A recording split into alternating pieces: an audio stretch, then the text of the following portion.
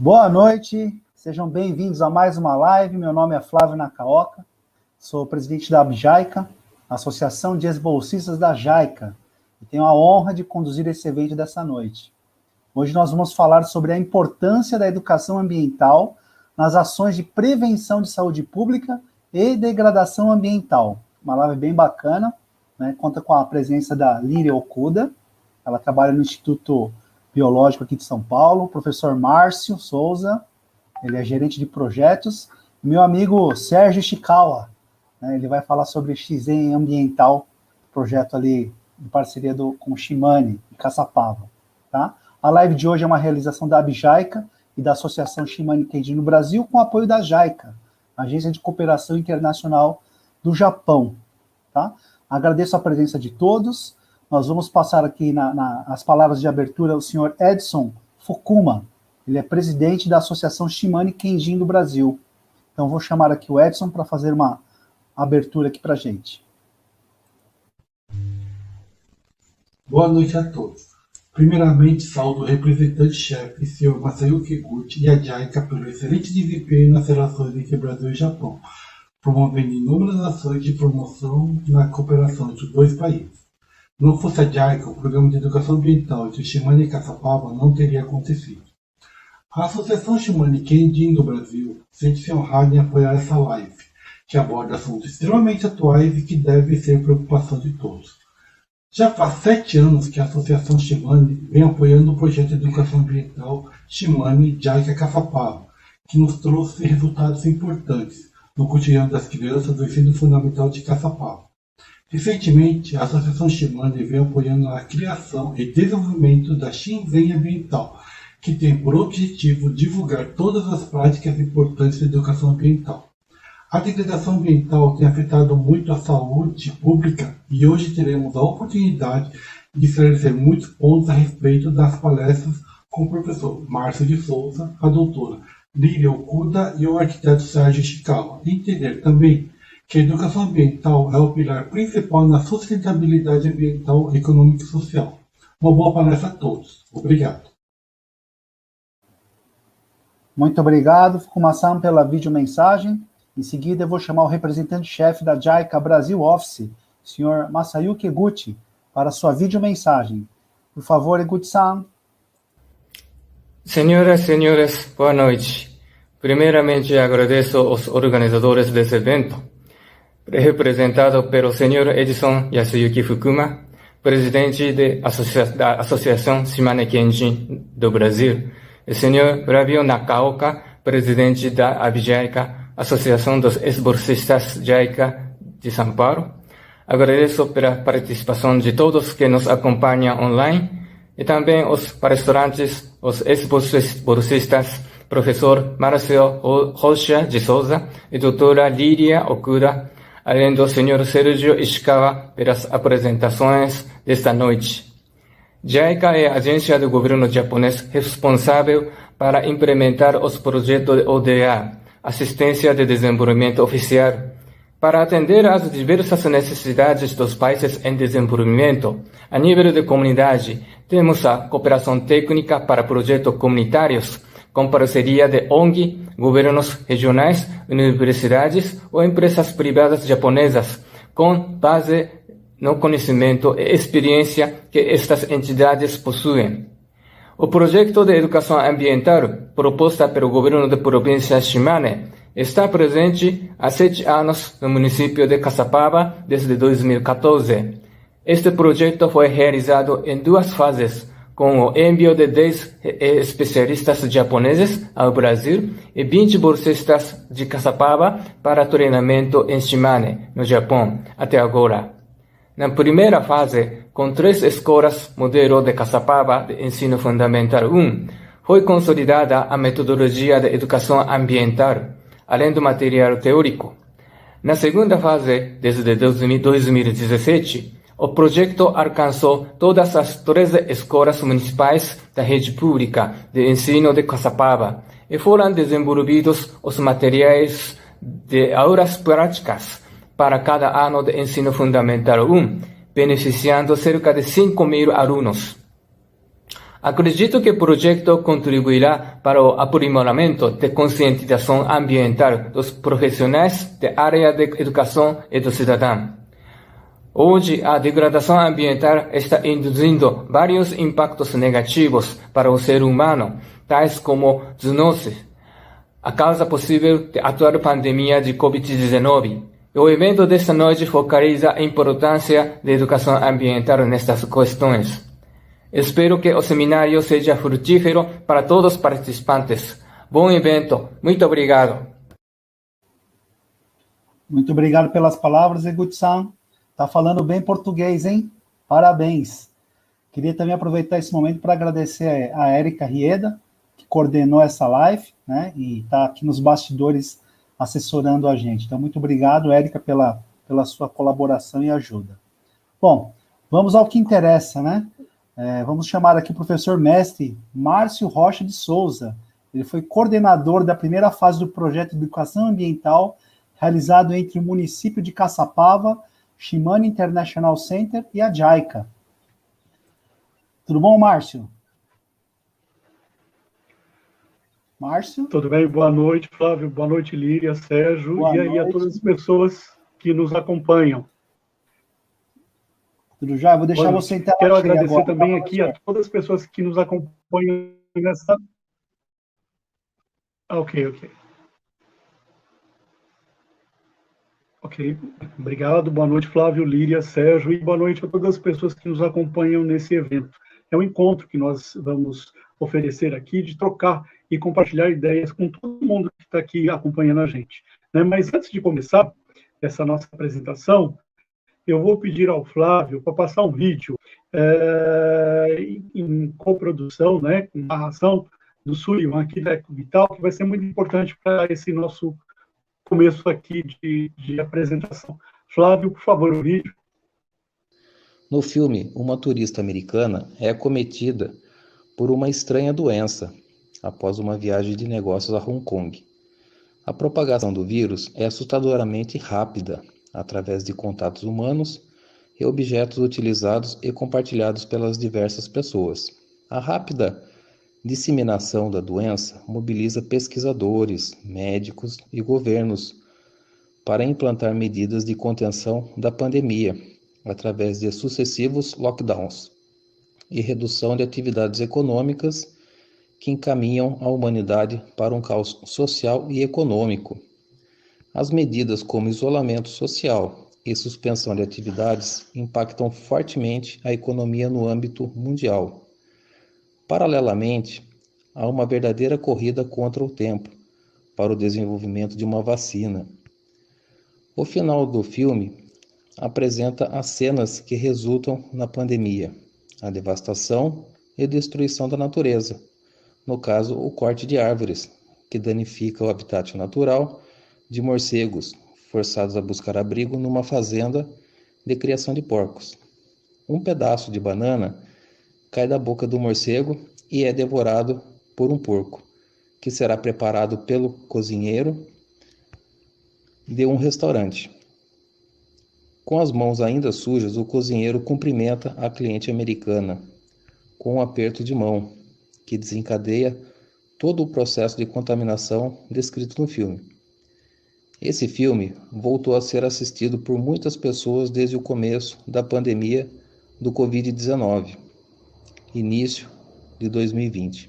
E, infelizmente, muitas cenas são próximas à realidade que vivemos.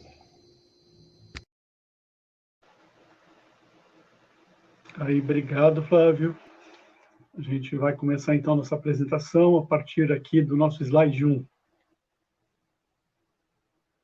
Bem, a importância da educação ambiental nas ações de prevenção em saúde pública e a degradação ambiental. O que nós viemos fazer aqui nessa noite? A nossa proposta aqui nessa noite é tentar entender quando a degradação ambiental se torna um problema de saúde pública, né? A introdução da educação ambiental nesse sentido, ela se insere nesse contexto, né, como uma ferramenta para a nossa reflexão. Então, vou começar um pouquinho informal, mas depois a gente vai ter uma conversa muito mais tranquila, que a gente vai contar muitas historinhas aqui, né? Mas é importante trazer aqui um conceito de educação ambiental que a gente adota, né? Educação ambiental não é, portanto, uma forma de educação, entre inúmeras outras. Trata-se de uma dimensão essencial da educação fundamental que diz respeito a uma esfera de interações que está na base do desenvolvimento pessoal e social. Educação ambiental, ela não é uma matéria nova, né? Ela vem propor aqui justamente o homem conhecer o seu meio, né? E dentro desse sistema de interações, a sustentabilidade das sociedades. Próximo vídeo, por favor, Flávio. Aqui eu vou trazer, dos dois próximos slides, uma apresentação, mas também, na verdade, é uma homenagem, né? Eu vou ler primeiro a citação e depois eu vou explicar melhor o que eu estou querendo dizer, né? É preciso que haja uma consciência por parte dos educadores que qualquer movimento sobre a superfície terrestre, seja humano ou não, tem repercussões em diferentes intensidades, e não apenas o local em que o problema é constatado, e que os homens, assim como todos os demais seres vivos, são parte integrante do ambiente. Portanto, se um deles sofre alteração, todos os demais são desarticulados. É justamente isso que nós vimos no nosso filme aí de entrada, né? Nós estamos integrados à natureza. Há muito tempo, nós acreditávamos que existiam outras relações da natureza, o homem enquanto centralidade e todos os outros animais numa outra disposição. Hoje, nós sabemos, né, com o avanço da ciência e os estudos que foram se mostrando, que todos nós estamos aí interrelacionados e que a quebra de uma dessas cadeias ou a interação de uma dessas cadeias de um modo que venha a provocar alguns eventos ou desastres, provoca aí uma alteração em toda uma cadeia, que é isso justamente que nós viemos debater e trazer hoje. E o que eu estou trazendo aí para vocês, né? No ano de 93, 94, a professora Nidia Nassib Pontusk foi minha orientadora de mestrado, mas foi uma educadora com mais de 50 anos de trabalhos na Faculdade de Educação da USP e no Departamento de Geografia, e ela colaborou muito, né, com a formação de diversos professores que, inclusive, hoje estão aí no trabalho árduo, né, da educação. E a professora Nidia, ela trouxe nesse trabalho que vocês estão vendo aí, pediu para os alunos fazerem um desenho sobre o bairro que eles moravam, o que eles entendiam por degradação ambiental no bairro deles. E esse bairro aí que vocês estão vendo representa o Jaguaré, aí em São Paulo, né? Uma criança aí que está, Luiz Augusto, né? Ele desenha o que representa o bairro dele naquele momento, né? Épocas ali no bairro de enchentes, então ele entende que naquele momento degradação ambiental ali se dá através de enchentes que trazem problemas, inclusive doenças, né? No que ele escreve ali é justamente isso. As enchentes também trazem doenças. Próximo slide, por favor, Flávio. O que eu queria aqui deixar como referencial, né, é que para utilizar esse trabalho que nós trouxemos para vocês hoje, nós utilizamos várias discussões e obras da professora Nidia Pontusk. E temos vários motivos para trazer a professora Nidia Pontusk nessa nossa conversa hoje, né? Eu elenquei aqui e enumerei algumas coisas, né? A professora Nidia Pontusk nos deixou em maio de 2019, teve mais de 50 anos no trabalho de educação brasileira, nacional e internacional, né? Ela foi grande pesquisadora no ensino da geografia e de formação dos professores. E dos estudos, nos temas de estudos que ela aí trouxe para a gente nesse tempo todo, né, nós temos vários deles, mas principalmente a interdisciplinaridade, estudo do meio e educação ambiental. E é nos apropriando justamente desses três itens que nós trouxemos esse trabalho com muito carinho para vocês, né? E tem outra coisa também, porque a gente trouxe a professora Nidia Pontusk. Eu moro hoje em Caçapava desde 2012, não sou nascido aqui, mas adotei essa terra aqui para a gente trabalhar e viver, né? E a professora Nidia Nassib Pontusk, ela nasceu em Caçapava, né? E ela é irmã de Aziz Absaber. E Aziz Absaber, ele foi alfabetizado aqui em Caçapava na Escola Rui Barbosa, né, nos anos 40. Né? Então, fica aqui a nossa pequena homenagem à professora Nídia, que tanto nos ensinou nesse percurso. E o que nós vamos ver a partir de agora é baseado em um dos métodos que ela se debruçou a vida inteira, que é o estudo do meio. Próximo, Flávio, obrigado. Então, por que Caçapava? Né? O que a gente ficou pensando em trazer para vocês? Ficamos assim, olha, o que nós vamos trazer? Nós precisamos trazer uma conversa muito mais prática, né, para entender. E o estudo do meio, ele oferece isso. Ele oferece que você vá à localidade que você está, que você mora, faça observações, traga essas observações para apontamentos e estudos de como a gente possa aí resolver alguns problemas. E aí, como a gente está em Caçapava desde 2012, fazendo alguns trabalhos no campo da educação ambiental, então nós temos aí uns levantamentos, né? Então eu trouxe aqui para vocês um quadro bem geral do que é o município de Caçapava. O município de Caçapava está no Vale do Paraíba, entre as cidades de São José dos Campos e Taubaté, né? Nós temos índices, se considerado em termos de Brasil, índices bastante satisfatórios, né? Apesar de problemas, todos temos problemas, mas Caçapava, no contexto da realidade dos municípios paulistas ou dos municípios brasileiros, tem várias vantagens, né? Estamos em uma situação privilegiada em muitos aspectos. Nós vemos aí que, por exemplo, o índice de desenvolvimento humano municipal, 0,788, quanto mais próximo a 1, é mais desenvolvido o município. E Caçapava aí está colocamos na tabela algumas colocações comparativas ao município no estado e no Brasil. Caçapava está numa posição satisfatória. Próximo vídeo, por favor, Flávio. Bem, Programa Município Verde Azul. Um outro indicativo que nós queríamos entender como é que anda, ou a quantas anda a Caçapava na questão da educação ambiental e do meio ambiente, foi procurar saber aonde Caçapava está pontuando no município Verde Azul. O município Verde Azul é um programa do estado de São Paulo, né, que vai pontuando os municípios conforme algumas ações, né, dentro de alguns critérios, elas são colocadas e elas são avaliadas, e vão pontuando.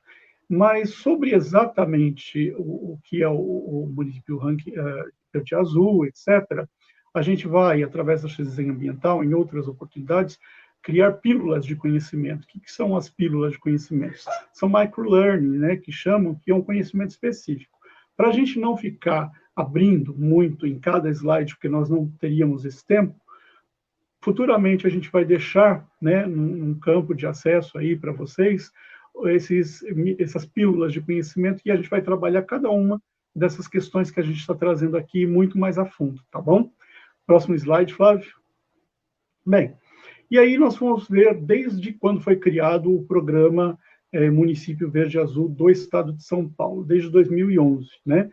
Caçapava, a gente percebeu aqui que de 2011 até o final de 2016, ele sofre aí uma crescente na evolução de pontuação do município Verde Azul, né? E nós não sabemos ainda identificar de 2017 em diante o que ocorre, mas fica aí a dica para a gente depois também trazer o microlearning desse estudo para vocês, tá bom? Próximo vídeo, Flávio. Bem, em 2017, nós buscamos pontuar, né, dentro do município, e a gente já tem aí pesquisas desde 2013, 2014, sobre o município de Caçapava, que a gente fez devido a vários trabalhos que a gente andou executando no município. Nós localizamos 23 pontos de descarte irregular de lixo, né? Então, assim, não eram pontos de PEVs, não eram assim, as pessoas iam nos bairros e deixavam lá, né? E nós localizamos 23 pontos de descarte irregular de lixo. Próximo, Flávio. E aí, nós fomos nesses 23 lugares, né? Desses 23 lugares, eu trouxe aí 2 exemplos para a gente observar aqui, né? O primeiro que eu vou trazer é na Vila Menino Jesus. Olha que coisa interessante. As 2 fotos são do mesmo local. O que eu trouxe de interessante aqui é que, bem embaixo aqui do lixão, né, que fizeram ali, do descarte irregular, tem uma placa. Aquela placa ali, né, está justamente dizendo é proibido jogar o lixo e qual é a lei que diz que não pode jogar o lixo. Mas a placa, né, fica ignorada diante de algumas situações, né? Então as duas fotos que vocês estão vendo aí é do mesmo local em posições diferentes. Próximo vídeo, Flávio. Aqui é um outro local, dentro daqueles 23. Na verdade, não daria para passar aqui os 23. Então, nós selecionamos 2, e esse segundo local é bem interessante, o que vocês vão ver daqui a pouco, ainda não.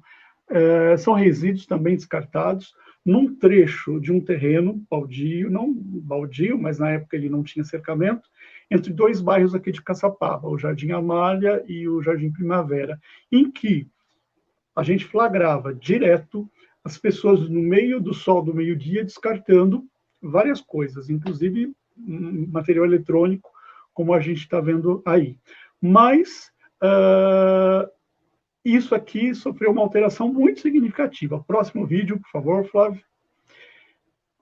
É o mesmo local do slide anterior, né? E foi revitalizada essa área agora nos últimos anos, depois de 2017, 18, 19, foi revitalizada, aquela mesma área. E o que nós trouxemos aqui?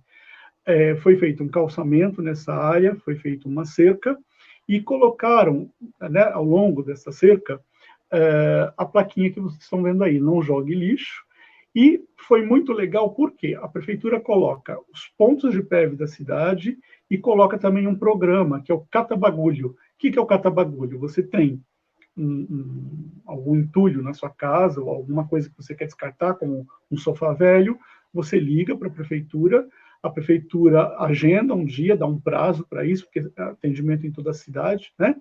E ela vai lá e pega gratuitamente o seu bagulho, né? Então, aqui em Caçapava a gente fala cata bagulho. E isso é um exemplo, gente, é um exemplo de que quando há ações do poder público, né, e a sociedade, as coisas funcionam. Tanto que nesse local tem uma outra coisa bem legal, né? Nesse local foi revitalizado. E dessa revitalização, a gente faz uma colinha aqui, dessa revitalização, e a partir dessa conscientização,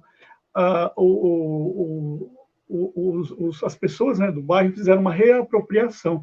Dentro desse local, eles fizeram um cantinho para o idoso passar as tardes, tem banquinho, tem uma cobertura, ou seja, não só foi feito aí o cercamento, colocaram as placas informativas, mas também aquele espaço que era jogado lixo, nele hoje as pessoas utilizam como um parque, tá bom? Próximo vídeo, Flávio. Bem, e aí a gente precisava aprofundar um pouquinho mais aqui a nossa conversa, né? E por onde a gente vai começar? A gente vai falar do lixo, vai falar da mantiqueira, que predominantemente ali, né, Mata Atlântica, nós vamos falar aqui da parte urbana que nós estamos, né? Então, nós não podíamos privilegiar todos esses aspectos, nós tínhamos que escolher um aspecto. Caçapava, né, estamos aqui no vale, e de um lado nós temos a mantiqueira, né, com bioma, e do outro lado nós temos aí o Mar de Morros, que vai dar acesso para a Serra do Mar, e nós estamos no meio, e justamente nesse trecho tem um trecho de cerrado endêmico, né? E esse cerrado endêmico ele vem desde um bairro do sul de São José dos Campos, passa por Caçapava e vai até Taubaté. E são ilhas, né? Resquícios de cerrado na Mata Atlântica que ainda nós temos. E de um lado aí da Serra da Mantiqueira, nós em 2014 fazendo o reconhecimento com o pessoal de Chimane, que veio fazer o reconhecimento do local, nós encontramos essa área em Pedra Branca que estava com essa erosão, né? E aqui na imagem 7, nós, bem próximo aqui, na estrada que a gente chama Estrada Borda da Mata, existem nascentes ali. E as nascentes, elas, né, até a data que a gente foi ver aqui, elas estavam em estado bem precário, né, de conservação. Próximo slide, por favor, Flávio. Bem, aqui a gente colocou essas duas fotos porque a gente precisava privilegiar. Ou a gente vai falar um pouco da mantiqueira, ou a gente vai falar um pouco da parte do cerrado, que é justamente a parte que hoje se implementam alguns projetos urbanos, né, como empresariais ou condomínios de casa que têm sido construídos nessa área da cidade. E nós privilegiamos aqui para falar rapidamente sobre as áreas urbanas que têm crescido justamente na área de cerrado endêmico, que é um dos poucos no estado de São Paulo, né? Próximo slide, por favor, Flávio. Aqui, nós fomos lá para Caçapava Velha, né? E lá em Caçapava Velha, a gente fez uma observação, né? Na imagem 11, nós temos aqui um gado no pasto, né? E a gente fica observando o gado, que ali tem um resquício ainda de cerrado, mas já em fase de transição, e ali fizeram sítios, chácaras e fazendas, e toda essa vegetação nativa ela foi saindo, endêmica do cerrado, ela foi saindo e dando lugar para braquiária, para outros tipos de plantas que não são dali, né? E aí a gente observou uma coisa importante. Tinha uma garça que ia atrás das vacas e do boi e ia bicando, né? E um amigo que estava com a gente, acompanhando, falou assim, por que aquela garça vive correndo atrás do boi e da vaca? Parece que está bicando, e a gente notou que ela vai acompanhando. Ele falou, porque ela está comendo carrapatos. Né? Comendo carrapatos por quê? Do lado que vocês estão vendo aí, a menos de 500 metros do local que nós batemos a foto aí do gado, tem um riacho, né, um ribeirão da Cachoeira. O Ribeirão da Cachoeira, nós ampliamos a foto aí, não tem peixe, né? O que nós temos aí é um acumulado de lixo trazido por provavelmente chuvas e alagamentos aí nessa região. Então, como a garça não consegue alimento do ribeirão, que seria natural, né, ali de peixe e tal, o que ela faz? Ela vai comendo carrapato do boi, né? E isso já nos traz um grande alerta. Próximo vídeo, por favor, Flávio. Seguindo na mesma região, né, a gente foi fazendo reconhecimento de quanto ainda tinha de cerrado no município de Caçapava, né? E numa grande parte desse cerrado, nós vimos ou plantações de monocultura, no caso, reflorestamento aqui, né, de eucaliptos, e do outro lado nós temos um empreendimento que ainda que está paralisado, empresarial, aonde também tinha grande quantidade de árvores e plantas do cerrado e que se perderam no final nesse empreendimento devido ao próprio corte, né? Ali foi feito muita terraplanagem. Então ficou uma extensão, área grande ali, hoje um vazio, né? De um lado que nós sabemos tem o reflorestamento de eucalipto e do outro nós temos um grande vazio, né? Numa área que em outros tempos a gente tinha uma mata aí de cerrado, né? Próximo, por favor, Flávio. Aqui foi bem interessante, porque na mesma estrada, conforme a gente seguia pro eucalipto, né, a gente observava, nós vimos mais um descarte de lixo irregular. E quando a gente se aproximou desse descarte, nós pudemos observar o seguinte, ali, né, por algum motivo que a gente não sabe, a gente acha que alguém pegou entulhos da sua casa, fez alguma limpeza em algum momento e jogou ali também de plantas. Porque o que prolifera ali é o quê? Está proliferando ali cactos, né? Aí eu fiquei pensando, poxa, aquela área já é uma área, né, que bem mais seca do que as outras áreas da cidade. E é uma savana ali, praticamente, né? E os cerrados são savanas. E aí o que acontece? Quando a gente olha ali o reflorestamento de eucalipto, você vê que a mata é toda limpa, não tem outras vidas, monocultura ali, mas quando você olha do lado de cá, também do lado não tem nada. E na estrada, né, o cacto se prolifera. E eu fiquei pensando, o que prolifera, como que o cacto se prolifera, qual o ambiente dele, né, favorável a ele. E aí a gente sabe que climas mais secos e deserto, né? Então nós temos aí, né, grande propensão de pequenos desertos, sim, se formando, né? Próximo slide. E aí a gente ficou pensando o seguinte, nós temos invadido, né, o espaço urbano tem entrado no espaço da vida silvestre, né? É comum hoje a gente ver vários animais entrando aí na vida urbana.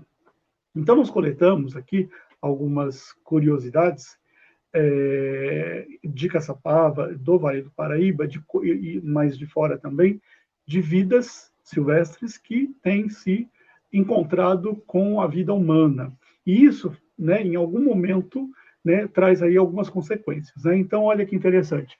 Animais invadem áreas urbanas para fugir de desmatamentos. Ali era uma matéria que, conforme o desmatamento avança, os animais vêm para áreas das cidades, né? Aqui em Caçapava a gente já viu algumas coisas acontecerem, né, que não achamos explicação. Por exemplo, jacaré em extinção é encontrado na Via Dutra, um jacaré do Papo Amarelo, outro dia aí, há pouco tempo, né, está ali a data, ele foi encontrado um jacaré em plena Via Dutra, né? Mas nós temos aí, em algumas cidades aqui, de vez em quando também, proliferação, por exemplo, de escorpiões, né? Nessa área da cidade que a gente está falando, que era o Cerrado Endêmico, por exemplo, nós temos um tipo de cobra, cascavel. A cascavel ela não vai ter lá na Mata Atlântica ou na Mantiqueira. Então, o que nós temos visto, por exemplo, né, vemos aqui, macacos pregos invadem casas por comida. No Rio de Janeiro, também, quem mora muito próximo ali à mata, os macacos têm entrado para se alimentar nos apartamentos, né?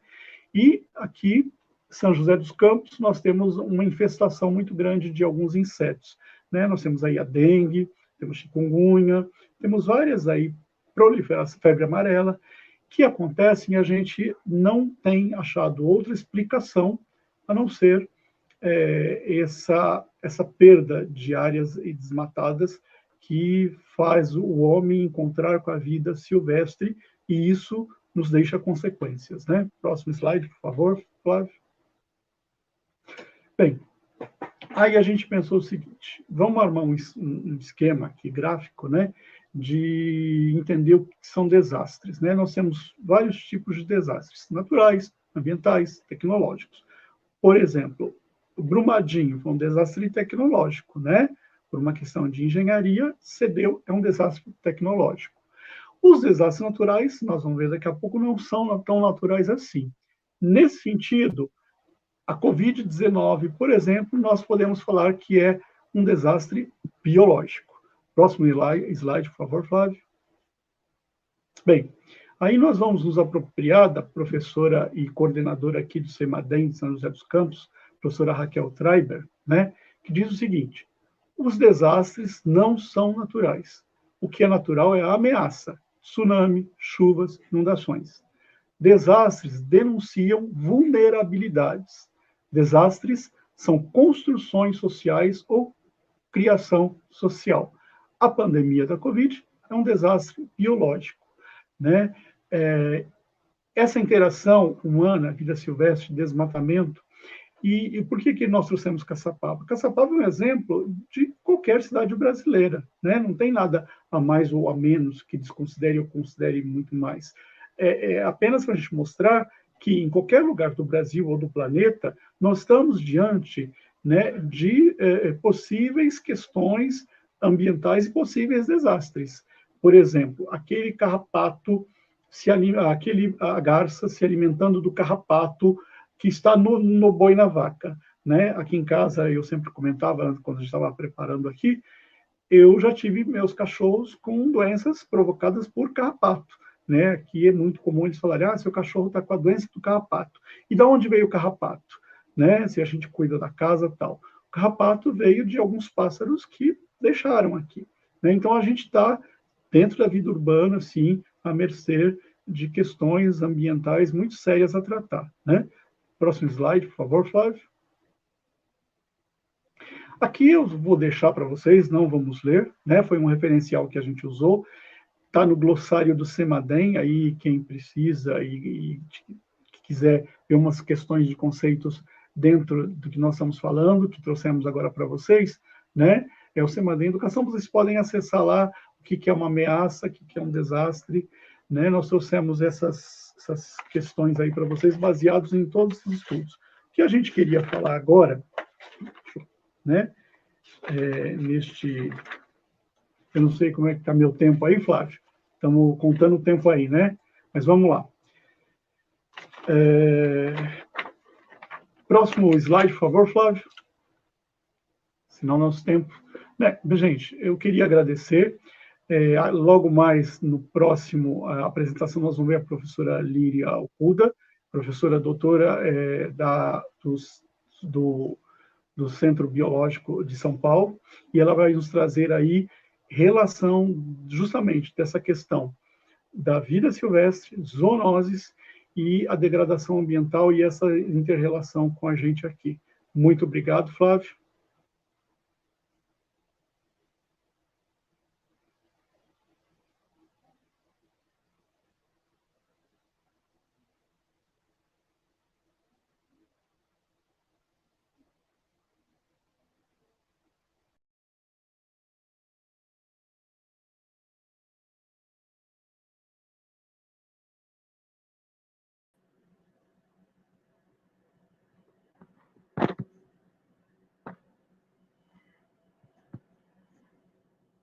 Bom, boa noite a todos. Flávio, eu acabei não te ouvindo, não sei se deu algum delay, mas eu acho que agora eu já posso começar a falar? Pode, por favor, Lília. Tá, obrigada.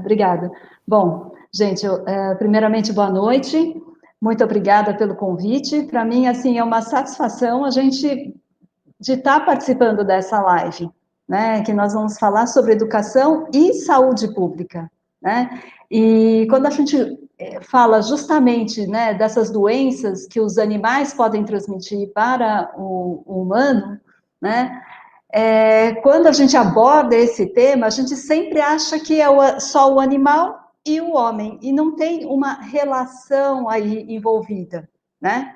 Então, para o estabelecimento de um agente infeccioso, né, precisa de uma tríade: o próprio agente, né, um hospedeiro competente e também o ambiente. Ou seja, tudo isso é uma associação de fatores que vão contribuir para que se estabeleça aquela doença naquela população, né? E dentro desse conceito, né, que a gente está falando que são ações integradas, é o tema que a gente vai falar, que é sobre saúde única, né? Não existe só saúde animal, saúde humana, saúde ambiental, não. Tudo faz parte, é uma correlação, né? Então, do lado direito, em que a gente vê realmente essa interação, né, do homem, animais domésticos, animais silvestres e o ecossistema, né, o ambiente. Então, no momento em que você tem um deslize em algum desses mecanismos, é onde a gente pode iniciar o gatilho para a instalação de um agente infeccioso. Aqui eu coloquei a figura de 3 doenças, na verdade, é só para ilustrar que nós temos o quê?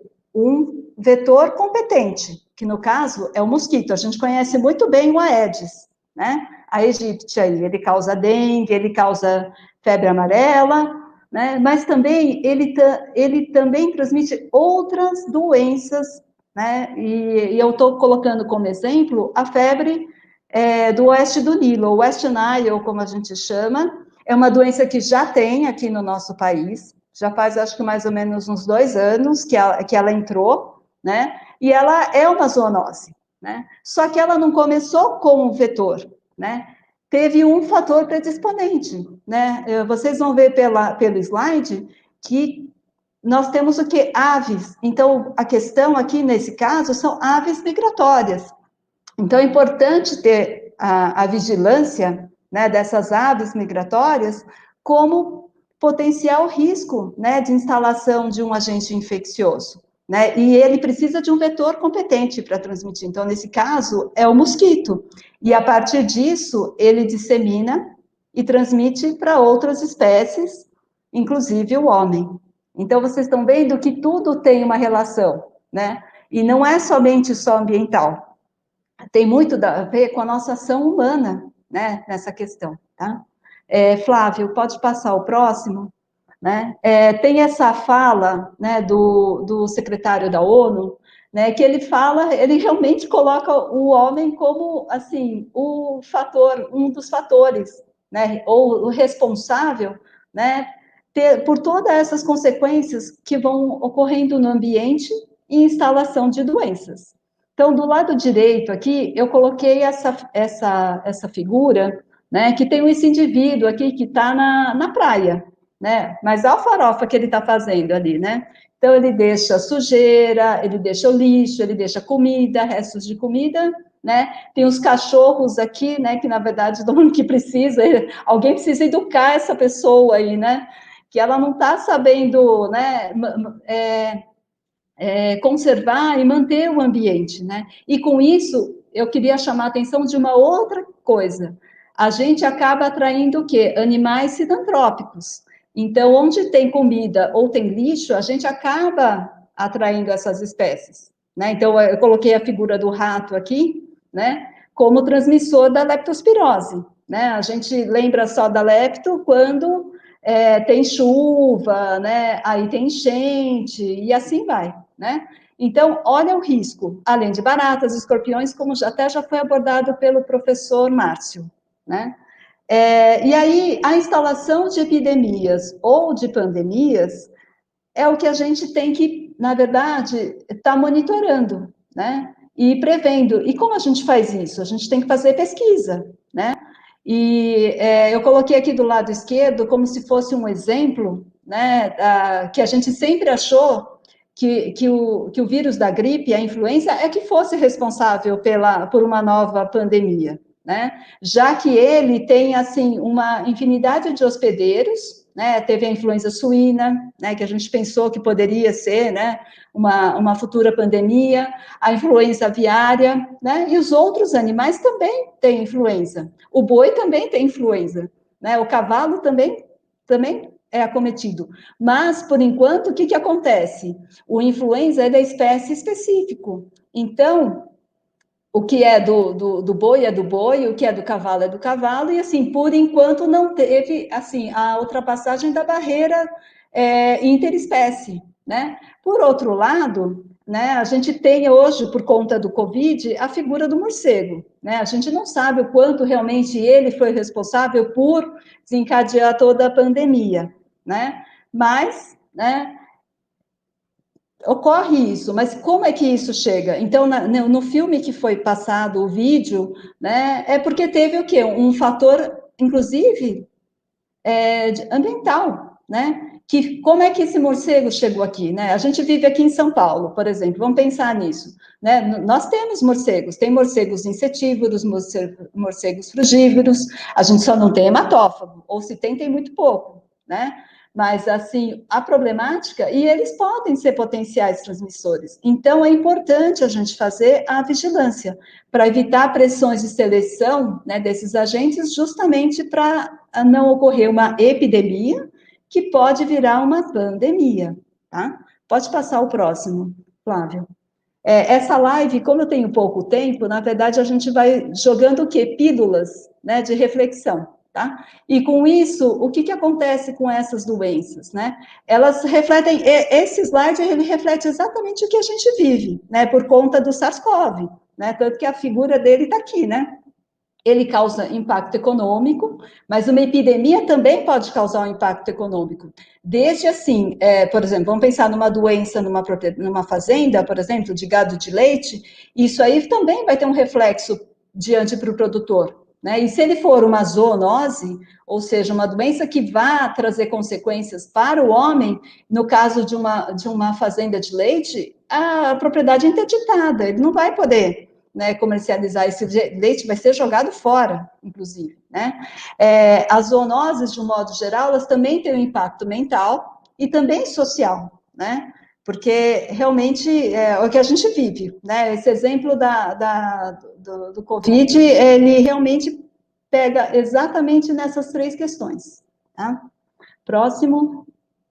Bom, só vou comentar rapidamente, né, da cooperação follow-up da JICA, né, que eu fui bolsista, né, em 2 ocasiões, né, sempre trabalhando nessa linha de segurança alimentar, saúde animal, né, e exatamente por conta do Covid, nós fomos contemplados, né, com essa cooperação, né. Então, uma parte do que foi fruto dessa cooperação é o diagnóstico de Covid. Então, eu trabalho no Instituto Biológico, desculpa, não me apresentei, né, sou veterinária, mas, assim, trabalho, né, com saúde pública já há muitos anos, né, e exatamente porque a gente tem um laboratório de biossegurança, a gente foi selecionado para ajudar na pandemia, né? Então, a gente recebeu realmente insumos, né, da JICA para a gente poder fazer o diagnóstico molecular, né, da PCR. Aqui é só um exemplo, né, na verdade, de como está a nossa frequência, a nossa casuística, né, de casos, né, e ele realmente só vem aumentando, né? Então, fica o alerta que realmente a gente tem que fazer um trabalho de mudança de hábitos, tá? Pode passar o próximo.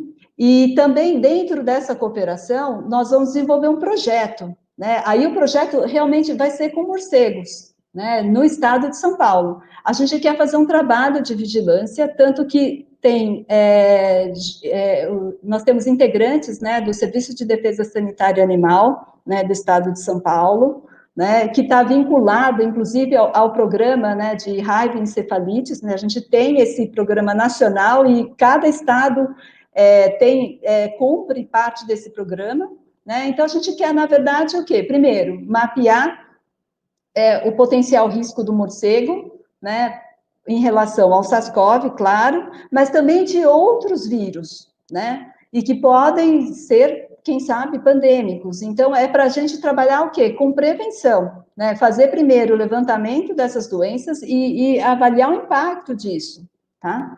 E isso vai ser feito também graças à cooperação da JICA, tá? Pode passar o próximo.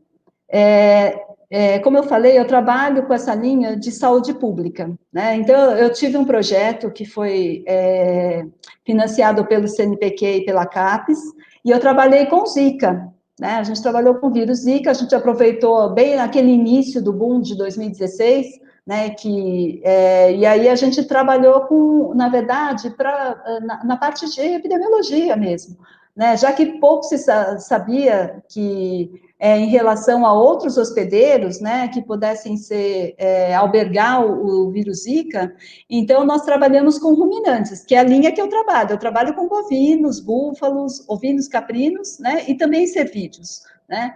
Então, a gente fez um levantamento de Zika, né, nessas espécies animais, e também estudando outras viroses, né, de bovinos, né, aproveitando para fazer a correlação com o BVD, né, que é a diarreia viral bovina, que ela é da mesma família que o vírus Zika, né, então, justamente para a gente não ter problemas de interpretação errônea do diagnóstico, se a gente detectasse casos positivos de Zika, né, a gente tomou o cuidado de fazer essa pesquisa com espécies virais da mesma família, tá? E também trabalhamos com um outro vírus que chama língua azul, que é uma arbovirose, né? Só que ela não é zoonótica, tá?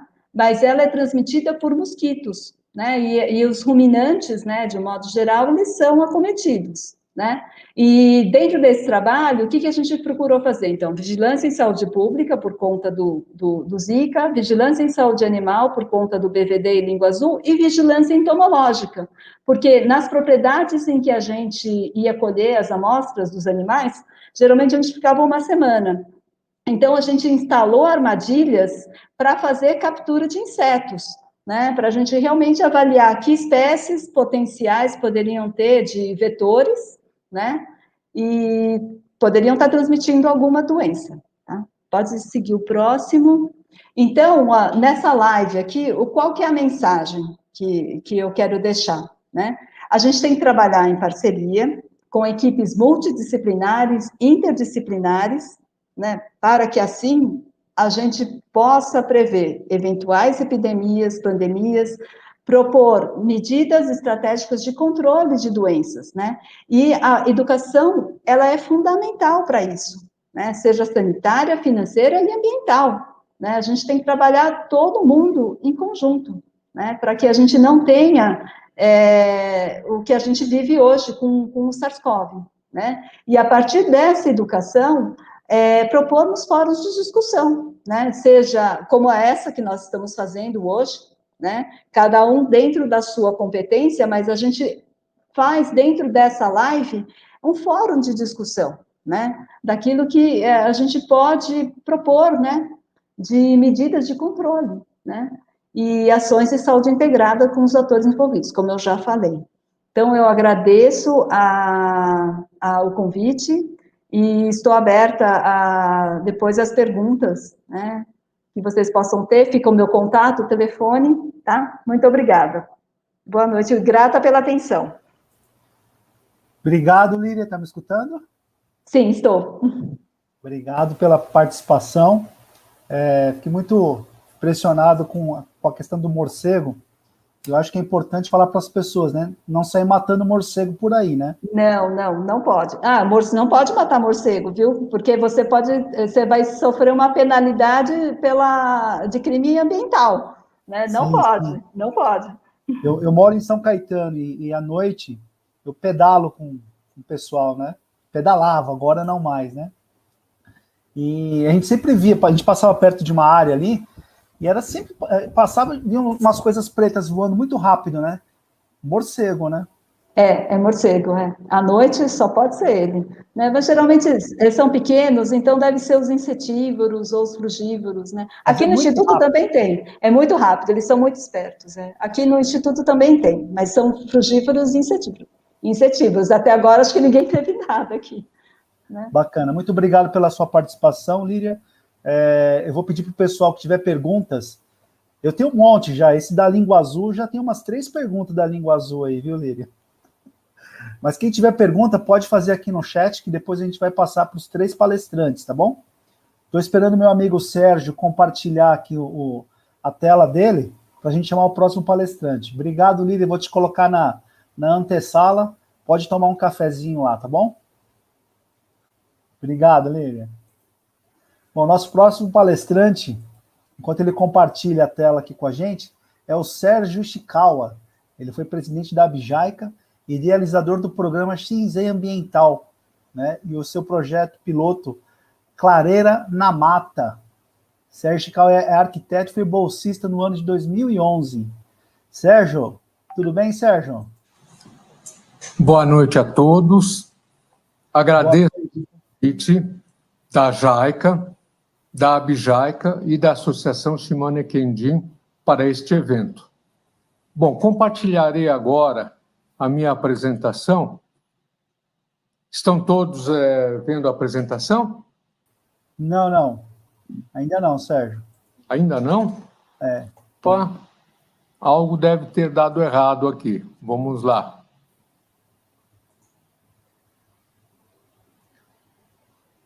Você está em São Paulo, Sérgio? Sim, estou em São Paulo. Vamos ver o que é que está dando de problema aqui. Agora há pouco estava dando tudo certinho. Não sei bem qual foi a... eu acho que agora... Não. Apareceu, agora foi. Ok. Bom, então, como eu estava dizendo, agradeço a JAICA, a Abjaica e a Associação Shimane por esta oportunidade. Bom, depois das 2 apresentações que me antecederam, a do professor e geógrafo Márcio Rocha de Souza e da doutora Líria Okuda, isto me confirmou a importância da educação ambiental nos dias de hoje.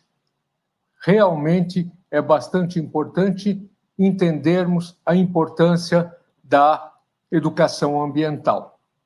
Bem, o meu nome é Sérgio Ishikawa, sou arquiteto de formação e diretor da Shinsei Ambiental.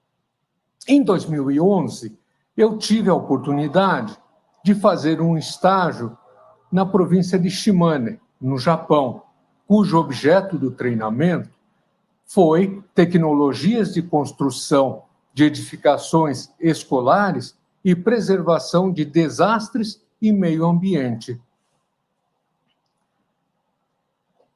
Farei hoje um breve depoimento à minha história na educação ambiental. Na oportunidade do meu estágio em Shimane, eu tive a oportunidade de visitar várias localidades onde observei vários aspectos do cuidado com a natureza, o meio ambiente e a sustentabilidade. Um dos locais que eu visitei foi uma madeireira. O reflorestamento é uma das principais atividades econômicas de Shimane. A importância da madeira como fator de sustentabilidade de um ecossistema, ou seja, a preocupação com a sustentabilidade econômica, a sustentabilidade ambiental e a sustentabilidade social. Visitei também uma usina de incineração e reciclagem de resíduos sólidos. Era importante notar nesta usina o aproveitamento do calor produzido para a geração de energia elétrica e térmica para a comunidade local. Visitei também a escola primária Horo, ou Horo Shogaku. Como vocês podem ver nas fotografias, os espaços da escola são extremamente amplos e a comunidade local, os pais dos alunos, participam ativamente da escola. Visitei também Okinoshima, uma ilha que hoje é considerado um geoparque, Patrimônio Mundial da Natureza da Unesco. Muitas ações são feitas para a valorização e preservação da natureza da ilha de Oki. Há um incentivo à atividade pesqueira, respeitando o ecossistema marinho e terrestre. Ações para a preservação e restauração das antigas construções históricas, templos budistas, templos shintoístas e residências tradicionais da era Edo, chamadas também de Minka. Há uma ênfase e um respeito aos costumes, cultura e história locais. Visitei também o templo shintoísta Izumo Taisha. O templo, quando da minha visita, estava em reforma e restauro. Mas conseguimos fazer uma visita à obra com a permissão especial da construtora responsável e do monge superior shintoísta. A observação da arte dos tradicionais carpinteiros de templos, chamados de Miyadaiko, foram extremamente interessantes para mim, que sou arquiteto. Visitei também a cidade de Matsue, uma das poucas cidades do Japão que preservam o desenho urbano caracterizado pelo castelo e o casario dos samurais em sua volta. A cidade está envolvida pelas montanhas de um lado e pelo lago Shinji de outro. O castelo de Matsue possui uma importância significativa na história do Japão. Mantém todas as características originais. Bem, depois de ter visto vários aspectos das questões relacionadas ao meio ambiente, às tecnologias, às técnicas de preservação do meio ambiente, uma coisa me ficou muito clara. A questão não é simplesmente tecnologia, mas sim educação. E uma coisa me deu muitas esperanças para o Brasil. Verificar que o rio Sumida e Arakawa, em Tóquio, como vocês podem ver aqui do lado esquerdo, na década de 50, estava totalmente poluída.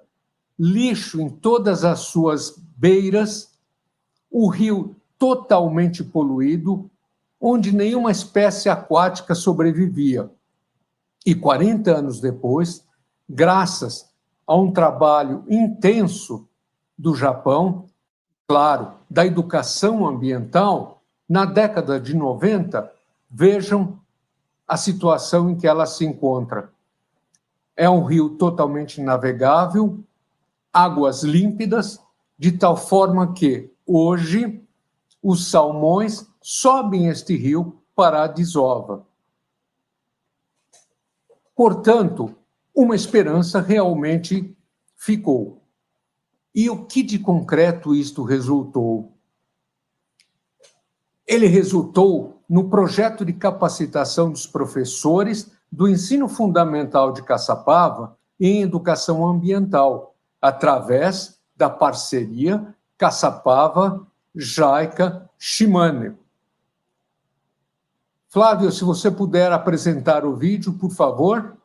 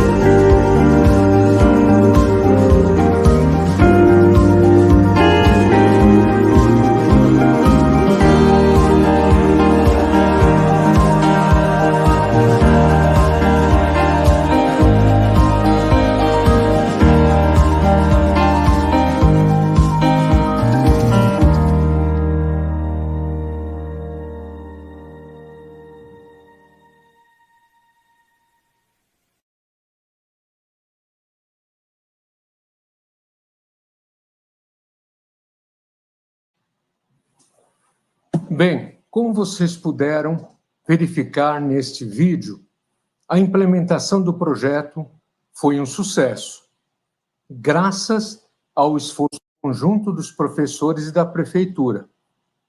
Foram 20 profissionais de Caçapava, professores, biólogos, ambientalistas, agrônomos e 10 professores especialistas que fizeram um trabalho maravilhoso em Caçapava. E isto foi uma parceria Caçapava-JICA-Shimane. A Shizen Ambiental, hoje, é uma organização preparada para multiplicar a metodologia japonesa de educação ambiental. Fazem parte da Shizen Ambiental hoje vários profissionais e professores que cursaram e estagiaram o curso de educação ambiental dada por Shimane. E hoje, a Shizen Ambiental está composta por Sérgio Ishikawa, que sou eu, Márcio Rocha de Souza, coordenador geral, e Silene Daniel, coordenadora. Agradeço a todos pela oportunidade e deixo aqui o nosso contato. grisarc.2000@gmail.com. Esqueci de um, por favor, depois me anotem. É shizen.ambiental@gmail.com. Muito obrigado. Obrigado, Sérgio, pela apresentação. Tem muitas perguntas aqui já para vocês. Caminhamos agora para o momento das perguntas e respostas. Vamos compartilhar a tela aqui com a Lira e com o Márcio, Sérgio? Ok, vamos lá. Vamos chamar o professor Márcio de volta aqui e a Líria. Aê, todo mundo juntinho aqui. Temos perguntas aqui para vocês já, tá? Opa. Deixa eu botar os nomes aqui.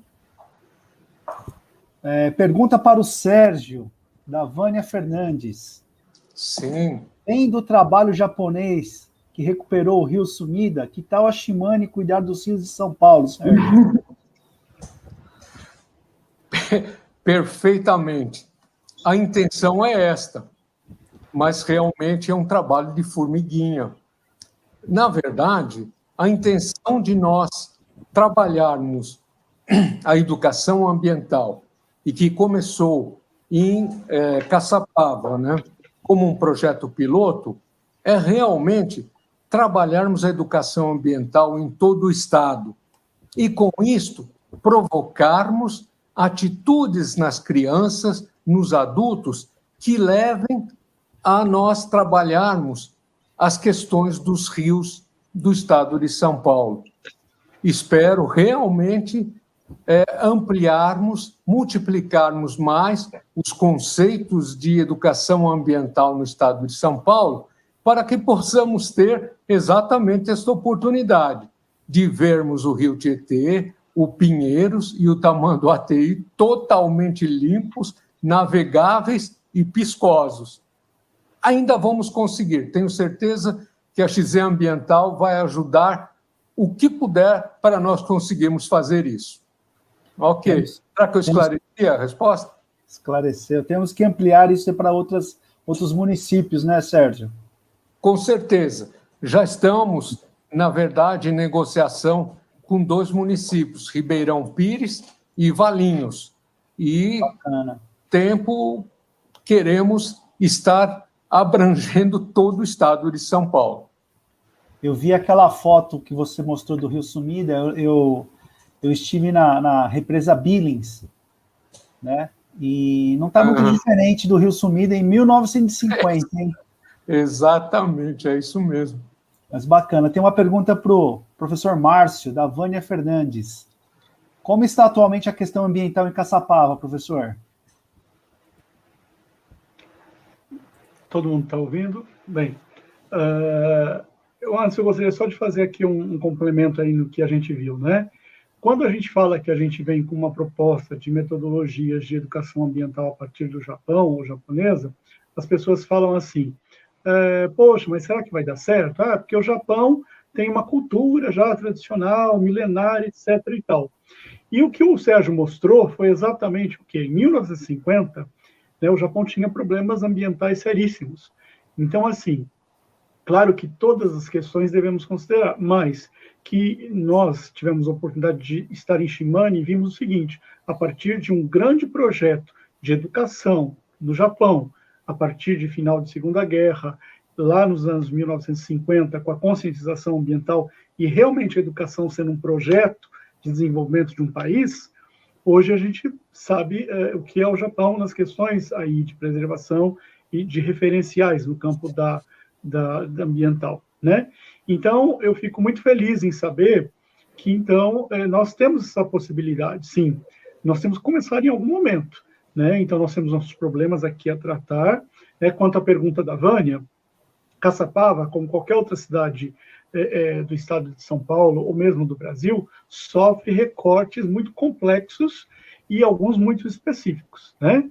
E que as questões ambientais, elas vão aí dançando conforme algumas questões. Mas o que foi muito importante aqui a gente começar esse trabalho, né? A gente está focando a educação ambiental, a gente entende que com a conscientização das pessoas a respeito da importância da educação ambiental nesse processo de você estar interagindo com a natureza, ser parte dela, junto com todos os outros seres vivos, essa questão vai ser tratada pelas sociedades com muito mais importância, né? Eu tenho hoje pouco mais que 50 anos, e eu lembro que no meu ensino médio e no meu ensino fundamental, a gente não conversava sobre educação ambiental. Muito raro. Né? Muito raro. Eu não lembro, hoje, preparando aqui o trabalho da gente, eu não lembro de nenhuma aula de educação ambiental. nos anos 80, nos anos 90. E como professor de geografia, eu fui começar a trabalhar questões ambientais, inclusive livros didáticos, a partir da Rio 92. Então, a gente sabe que trabalhos em educação ambiental vêm muito anterior a isso, mas eu estou querendo dizer o seguinte, na vida das pessoas, no cotidiano, nas escolas, onde as pessoas vivem, moram, trabalham, quando é que a gente começou a falar de educação ambiental? Foi muito recentemente, né? Então, é essa esperança que a gente traz.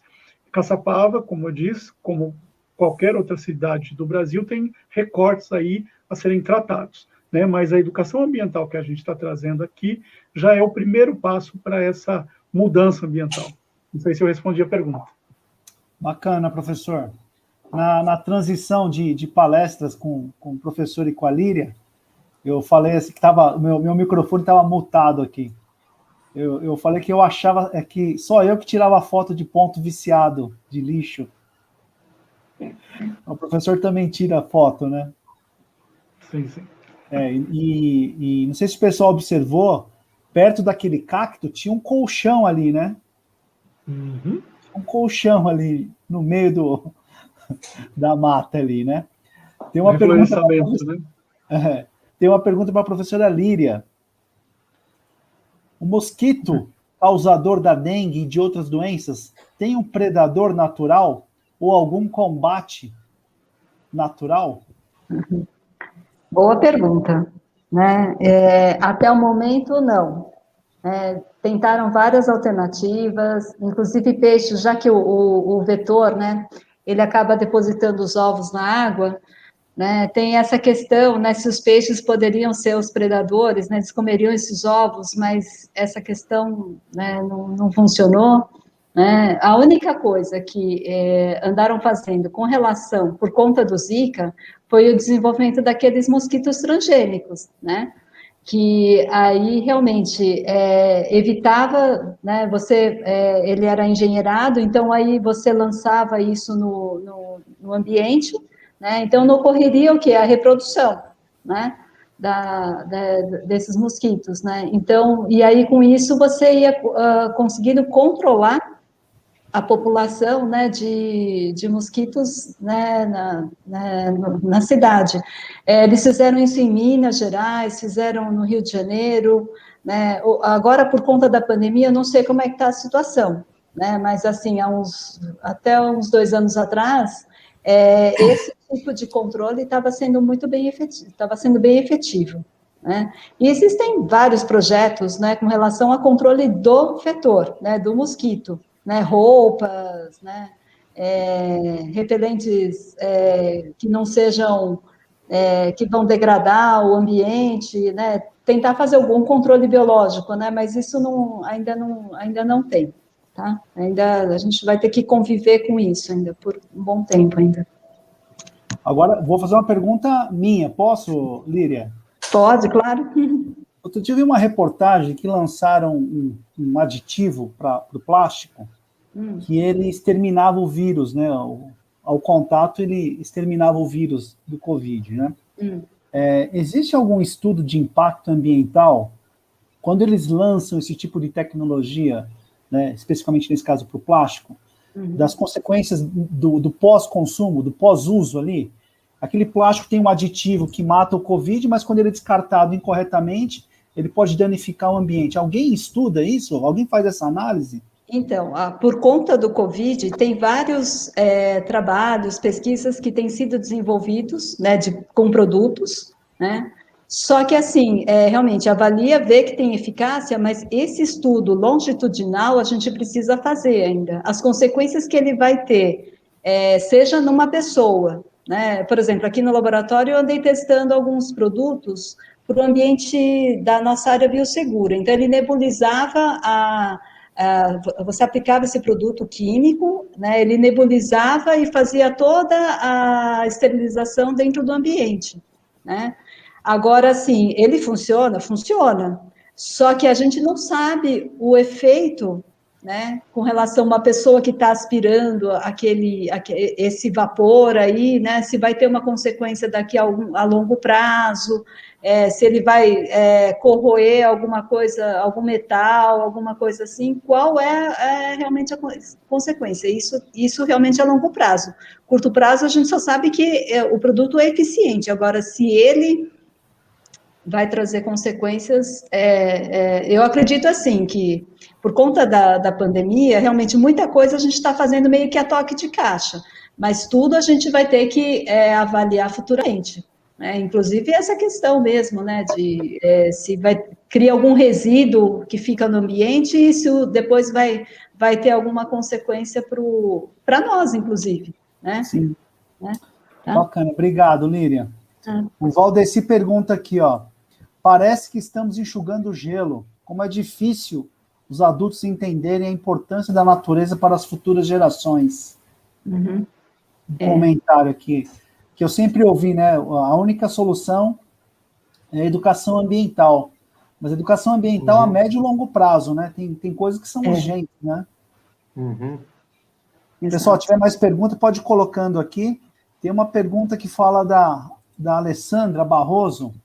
Gostaria que tivesse um centro de educação ambiental com profissionais e monitores para auxiliar na formação e experimentação dos alunos, dentro da cidade de Caçapava mesmo.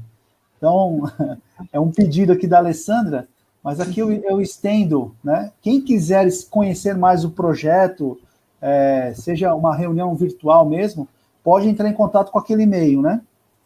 Sim, perfeitamente. Eu acho que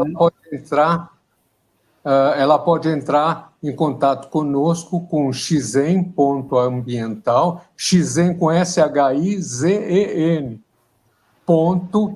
ambiental@gmail.com. E realmente é bastante importante realmente nós termos um centro de educação ambiental, mas é um trabalho que se vai aos pouquinhos, né? É necessário vontade política também, mas nós sabemos que nos dias de hoje, somente a vontade política também não move montanhas. Precisamos de recursos, né? Precisamos de espaços, e isso realmente é um trabalho bastante difícil, mas que nós da XC Ambiental estamos sim trabalhando para que isso possa acontecer. E tomara que nos próximos anos, né, nós já tenhamos um centro de educação ambiental não só em Caçapava, mas em vários pontos do estado de São Paulo. Bacana, Sérgio. Ô, Sérgio, explica pra gente o que é xizen. Quem não sabe o que é xizen? Puxa, é verdade. Desculpa, pessoal. Xizen quer dizer simplesmente natureza, né? Quando nós escolhemos este nome, nós queríamos escolher um nome que tivesse algo a ver com o Japão e que tivesse algo a ver com nós aqui no Brasil.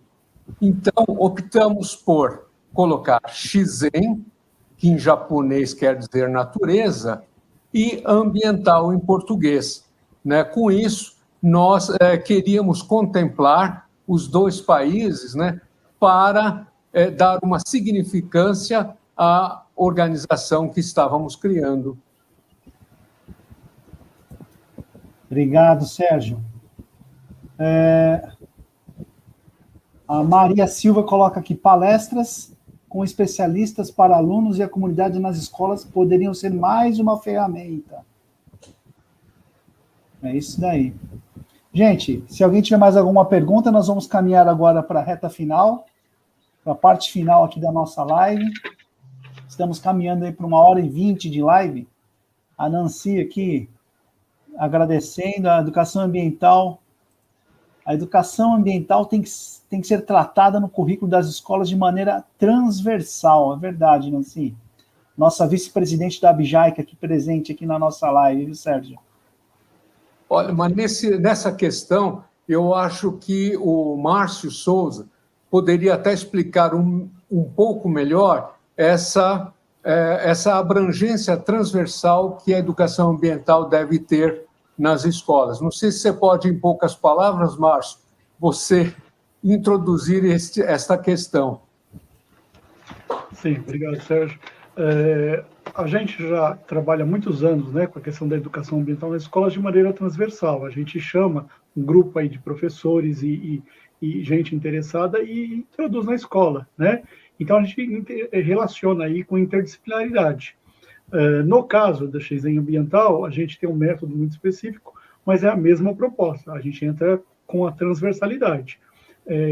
Durante 3 anos, né, de implantação do projeto em Caçapava, aqui os 3 primeiros anos, foi justamente de que forma nós poderíamos tratar dessa inserção da educação ambiental nas escolas públicas brasileiras com a realidade que a gente tem, né? As escolas japonesas, todas com ensino integral. E como é que a gente ia colocar essa realidade aqui? Então, nós, através da legislação brasileira, através do que a gente tem enquanto organização escolar, a gente consegue entrar através da transversalidade. Então, assim, todos os professores podem trabalhar a educação ambiental, né? E a gente organizou, foi um método. Então, assim, eu posso trabalhar na aula de língua portuguesa, na aula de geografia, de história, de arte, de matemática. Aí vai como é que cada grupo escolar se organiza, né? Mas é muito importante essa colocação que foi trazida aqui, que é isso mesmo, Sérgio. Nós temos a possibilidade de trazer de maneira transversal, mas com um método já considerado aí que a gente traz na XEM. Bacana, muito obrigado. Vou deixar mais uma vez o contato aqui para quem quiser tirar dúvidas depois da live. Então, vou deixar o e-mail do projeto, xemambiental@gmail.com. Queria agradecer muito a participação de vocês, ex-bolsistas JAICA. Queria avisar o pessoal que as bolsas da JAICA, elas estão abertas, as inscrições até dia 1º de abril, no site da JAICA. Vou colocar aqui o site aqui da JAICA. As bolsas Nikkei estão com as inscrições abertas, tá? Você acessa esse endereço aqui, você tem ali a relação de bolsas, tá? Para a comunidade Nikkei. Não precisa ser só japonês, viu, Márcio? Agora abrir para a comunidade, ou seja, basta participar de uma entidade Nikkei, você pode se inscrever aí para a bolsa, tá? Essa live vai ficar gravada nesse mesmo endereço, quem quiser assistir depois, né, basta acessar o mesmo endereço aí que ela vai ficar gravada. Nós caminhamos agora para a parte final, onde vou pedir as considerações de cada um de vocês, individualmente. Vamos começar com o professor Márcio? Vamos lá. Bem, por favor, aqui Márcio. A gente tentou... Obrigado, Flávio. Aqui a gente tentou trazer as questões entre a vida silvestre e a vida humana e essas inter-relações e os limites dessas vidas, né? Esses limites, eles têm sido rompidos por complexas dinâmicas, mas que algumas delas são bem conhecidas, como falta de planejamento, urbanização sem planejamento, exploração imobiliária, entre tantos outros fatores, né? O que eu quero deixar para vocês aqui é que há muitas perguntas aqui que eu vi a gente está enxugando gelo, temos que fazer como educação ambiental. Nós já demos o pontapé inicial, o que a gente não pode é ficar olhando para trás, nós temos que olhar para frente e temos um caminho a seguir. Mas eu quero deixar uma leitura muito rápida com vocês, que eu tinha combinado com vocês. Eu vou falar só no final de quem que se trata essa leitura aqui, tá bom? É muito rápido. É uma entrevista, tá? Então a pergunta do entrevistador é a seguinte: o senhor é otimista em relação à questão ambiental no Brasil? Aí é respondido: diante do quadro de devastação da Amazônia, não sou muito otimista. Há lideranças nos governos estaduais e empresários de postura imperial que defendem o modelo de ocupação dominante, devastação, multiplicação de estradas para a valorização das suas glebas, expulsão dos sem-terras, sem falar no fomento ao garimpo, visando lucros e propiciando contrabando de ouro e casterita. Alguns acham que as florestas de outros países já foram destruídas e, por isso, podemos fazer o mesmo aqui. Pretende-se a total liberdade para qualquer tipo de supressão de florestas. Por outro lado, governadores e seus prepostos dão a seu aval à filosofia da devastação. Uma tristeza nacional. E no Acre, né, até juízes tentam absolver assassinos de Chico Mendes. Bem, nessas circunstâncias, cumpre-nos apenas lutar por ideias e propostas, né? Essa entrevista é do professor Aziz Absaber, no ano de 1992, para a Sociedade Brasileira para o Progresso da Ciência. né? Edição número 14, volume 14, número 82. O que a gente extraiu daí? Hoje, apesar de 30 anos, nós temos muita coisa que tratar em educação ambiental. Ele é um problema de todos, né? Vale a pena lutar, mas eu acho que o que falta aqui para a gente no Brasil é aprender a dialogar, a conversar com todos os grupos. Quando nós sentarmos com todos os grupos e colocarmos que as questões vão muito além, né, do que simplesmente as questões de negócios, mas elas têm que ser tratadas enquanto vida humana e preservação dessa vida para o futuro, e a gente vai ter um caminho muito legal. Obrigado. E boa apresentação aí para vocês, né? Enfim. Fiquem bem, né? Fiquem em casa, fiquem bem. Obrigado, professor Márcio. Em seguida, vamos chamar a professora Líria para as considerações finais, Líria. Onegai shimasu. Tá. Gente, eu espero que a gente tenha conseguido plantar algumas sementinhas, né, dessa live e que essas sementes gerem muitos frutos. Cada um de vocês que sejam multiplicadores, né, desses temas que nós abordamos, né, porque para mudar paradigmas e hábitos, tem que começar por nós. Né? Nós é que temos que dar o bom exemplo. E com isso a gente vai conseguindo fazer a disseminação da informação e com isso a gente vai propor, né, um mundo melhor. Porque, na verdade, é isso que todos nós queremos. Né? Nós queremos um mundo melhor. Né? Mas, para isso, cada um tem que olhar para o seu umbigo, ver aonde pode melhorar e transmitir isso. Né? Então, é essa mensagem que eu queria deixar desta live. E agradeço muito a participação de vocês, a atenção, né? E estou sempre à disposição. Boa noite. Obrigado, Líria, pelas palavras. Sérgio Ishikawa, onegai shimasu. Sim. Bom, primeiramente eu gostaria de agradecer novamente a JICA, a ABJICA e a Associação Shimane por esta oportunidade. Eu gostaria de dizer que, na verdade, em 2011, quando estagiei no Japão, voltei para o Brasil com um sonho. Queria implementar uma metodologia japonesa de educação ambiental no Brasil. E isso se realizou. Considero que o trabalho feito em Caçapava é exemplar. E isto, graças ao esforço de muitos professores que participaram desta implementação. E agora, tenho outros sonhos e que se realizarão com certeza.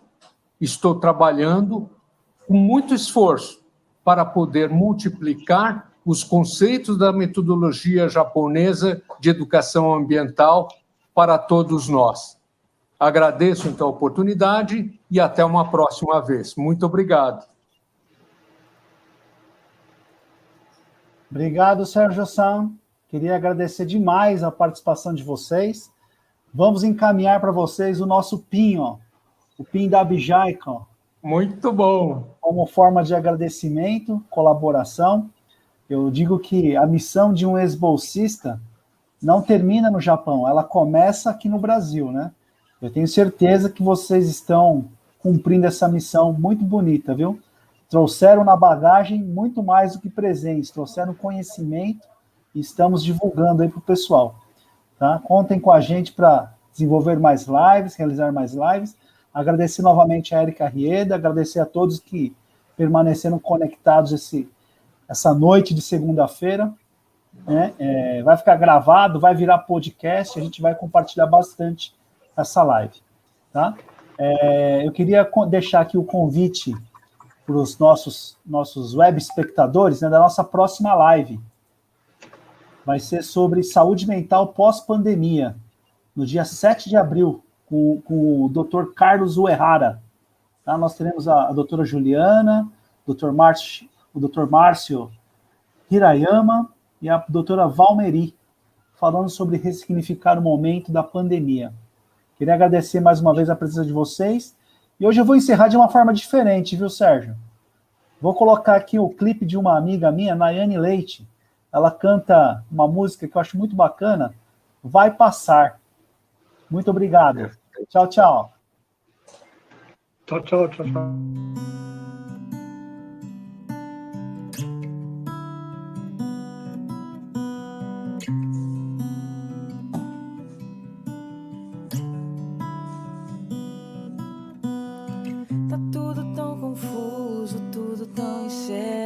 tantas incertezas, tanta confusão. Tá faltando dinheiro, faltando saúde e faltando confiar no Pai que tá no céu. A gente sempre quer saber qual o dia de amanhã, qual o problema de amanhã pra tentar precaver. Ansiedade toma conta, pois sempre queremos ter o controle de tudo na palma da mão. A gente vai vivendo e vai aprendendo que tudo é passageiro e isso vai passar, vai passar. E enquanto não passa, que não nos falte amor, que não nos falte a esperança e a fé de quem tudo há um propósito nas mãos do Criador.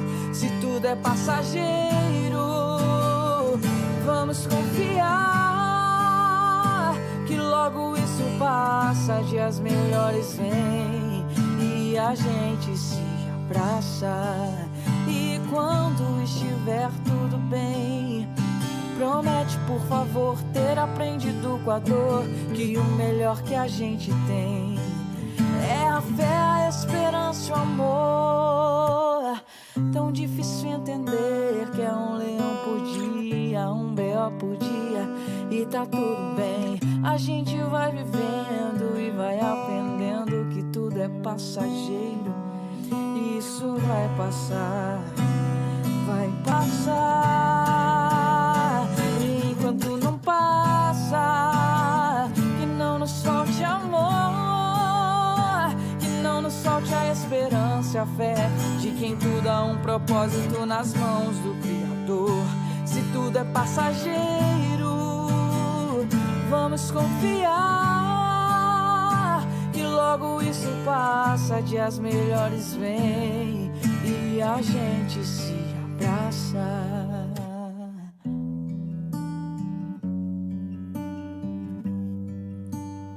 Se tudo é passageiro, vamos confiar que logo isso passa, dias melhores vêm e a gente se abraça.